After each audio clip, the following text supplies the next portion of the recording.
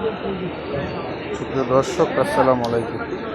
আমি এমএন আলম রাসেল চৌধুরী আপনাদের সরাসরি চট্টগ্রাম মিরসরাই মলিয়েস উচ্চ বিদ্যালয়ের সামনে থেকে দেখানোর চেষ্টা করছি। দেখতে থাকুন। আমাদের আজকে গণপ্রজাতন্ত্রী বাংলাদেশ সরকারের অগ্রাধিকার কর্মসূচির আওতায় মাননীয় প্রধানমন্ত্রীর উদ্যোগে দেশব্যাপী নদী, নাল, খাল, জলাধারা খনন ও পুনঃখনন কর্মসূচির অংশ হিসেবে বাংলাদেশ কৃষি উন্নয়ন কর্পোরেশন কর্তৃক চট্টগ্রাম জেলার মিরসরাই উপজেলা বামনসুন্দর খাল পুনঃখননের কাজ শুভ উদ্বোধন করছেন আমাদের জননেতা আমির খসরু মাহমুদ চৌধুরী এমপি, মাননীয় মন্ত্রী, অর্থ মন্ত্রণালয় এবং পরিকল্পনা মন্ত্রণালয়। বিশেষ অতিথি হিসেবে আছেন বন্ধুগণ জনাব মীর মোহাম্মদ হেলাল উদ্দিন এমপি, মাননীয় প্রতিমন্ত্রী, ভূমি মন্ত্রণালয়, পার্বত্য চট্টগ্রাম বিষয়ক মন্ত্রণালয়। আমাদের মাঝে আরও উপস্থিত আছেন জনাব নুরুল আমিন এমপি, মাননীয় সংসদ সদস্য মিরসরাই চট্টগ্রাম।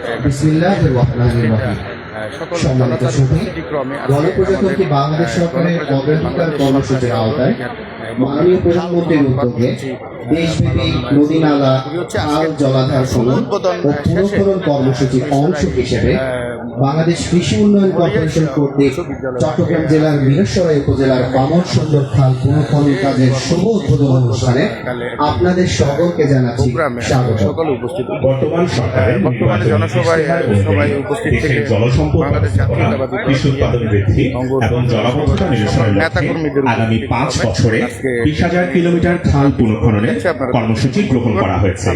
এই কর্মসূচির অংশ হিসেবে আজ 16 মার্চ 2026 তারিখে মাননীয় প্রধানমন্ত্রী দিনাজপুর জেলার কাহারোল উপজেলার শাহপাড়া মাঠ থেকে পুনঃখননের মাধ্যমে দেশব্যাপী এই কর্মসূচির শুভ উদ্বোধন করেন। একই সময়ে দেশের আরো 53টি জেলায় নির্ধারিত খাল পুনঃখনন কার্যক্রম একযোগে শুরু হয়েছে। তারই ধারাবাহিকতায় চট্টগ্রাম জেলার মিরসরাই উপজেলার বামনসুন্দর খাল পুনঃখনন কার্যক্রম শুভ উদ্বোধন করেছেন গণপ্রজাতন্ত্রী বাংলাদেশ সরকারের অর্থ ও পরিকল্পনা মন্ত্রণালয়ের মাননীয় মন্ত্রী আমির খসরু মাহমুদ চৌধুরী এমপি।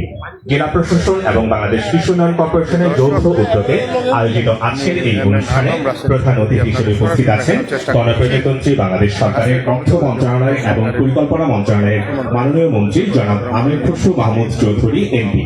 বিশেষ অতিথি হিসেবে উপস্থিত আছেন জনাব ব্যারিস্টার মীর মোহাম্মদ হেলাল উদ্দিন এমপি, মাননীয় প্রতিমন্ত্রী, ভূমি মন্ত্রণালয় ও পার্বত্য চট্টগ্রাম বিষয়ক মন্ত্রণালয়।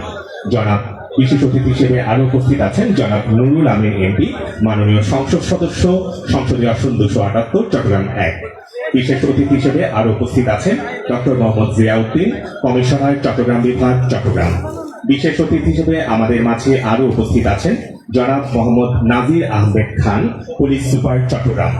বিশেষ অতিথি হিসেবে আমাদের মাঝে আরো উপস্থিত আছেন জনাব মোহাম্মদ বদিউল আলম সরকার, প্রধান প্রকৌশলী, বাংলাদেশ কৃষি উন্নয়ন কর্পোরেশন, বিএডিসি। বিশেষ অতিথি হিসেবে আমাদের মাঝে আরো উপস্থিত আছেন জনাব মোহাম্মদ নুরুল ইসলাম, প্রকল্প পরিচালক ও তত্ত্বাবধায়ক প্রকৌশলী, বাংলাদেশ কৃষি উন্নয়ন কর্পোরেশন, বিএডিসি। আমাদের আজকের অনুষ্ঠানে শুরুতেই স্বাগত বক্তব্য রাখবেন জনাব সুমাইয়া আক্তার, উপজেলা নির্বাহী অফিসার, মিরসরাই, চট্টগ্রাম। এবং আজকের অনুষ্ঠানের সভাপতি হিসেবে উপস্থিত আছেন জনাব মোহাম্মদ জাহিদুল ইসলাম মিয়া, জেলা প্রশাসক, চট্টগ্রাম। আমাদের মাঝে উপস্থিত হয়েছেন আজকের অনুষ্ঠানের সম্মানিত অতিথি গণপ্রজাতন্ত্রী বাংলাদেশ সরকারের অর্থ মন্ত্রণালয় এবং পরিকল্পনা মন্ত্রণালয়ের মাননীয় মন্ত্রী জনাব আমির খসরু মাহমুদ চৌধুরী এমপি। অনুষ্ঠানের এই পর্যায়ে পবিত্র ধর্মগ্রন্থ সমূহ থেকে পাঠ। প্রথমেই পবিত্র কোরআন থেকে তেলাওয়াত করবেন জনাব তসলিম উদ্দিন, মুয়াজ্জিন, উপজেলা মডেল মসজিদ, মিরসরাই, চট্টগ্রাম। এর পরবর্তীতে উপস্থিত থাকবেন শ্রী রূপক ভট্টাচার্য। পবিত্র কোরআন পাঠ তেলাওয়াতের পরবর্তীতে উপস্থিত থাকবেন শ্রী রূপক ভট্টাচার্য। উদ্বোধনী সভার আয়োজন অনুষ্ঠানটি শুরু হতে যাচ্ছে। বন্ধুগণ, দেখতে থাকুন।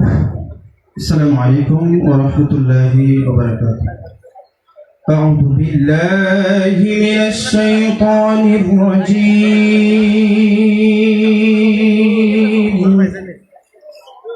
بسم الله الرحمن الرحيم.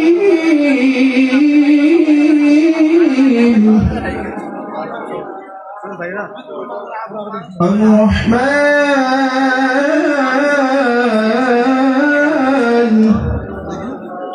علم القرآن خلق الإنسان علمه البيان প্রিয় দর্শক, আমি বিদ্যালয়ের মাঠ থেকে আপনাদের সরাসরি দেখানোর চেষ্টা করছি। দেখতে থাকুন বন্ধুগণ।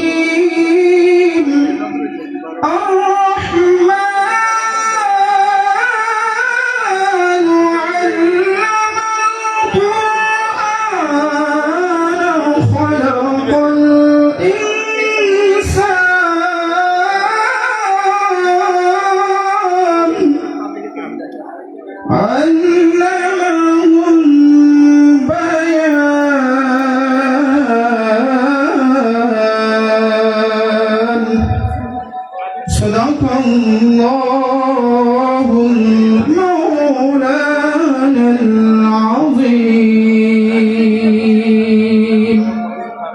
ইরশাদ হচ্ছে দয়াময় আল্লাহ তিনি শিক্ষা দিয়েছেন কোরআন, তিনি সৃষ্টি করেছেন মানুষ, তিনি তাকে শিখিয়েছেন ভাব প্রকাশ করতে। সাদাকাল্লাহু মাওলানা আযীম وصدق رسوله النبي الأمين الكريم ونحن على ذلك من الشاهدين والشاكرين ربي صل وسلم وبارك عليه والسلام عليكم ورحمة الله وبركاته এখন পবিত্র গীতা থেকে পাঠ করবেন। আমরা আজান শেষ হওয়া পর্যন্ত একটু অপেক্ষা করব। প্রিয় দর্শক, আমরা আবারও ফিরছি, আজানের জন্য অপেক্ষা করছি। ধন্যবাদ সবাইকে এতক্ষণ সাথে থাকার জন্য। ধন্যবাদ। আপনারা পরবর্তীতে সাথে থাকুন। আমি সরাসরি আপনাদের লাইভে দেখানোর চেষ্টা করছি বন্ধুগণ। ধন্যবাদ।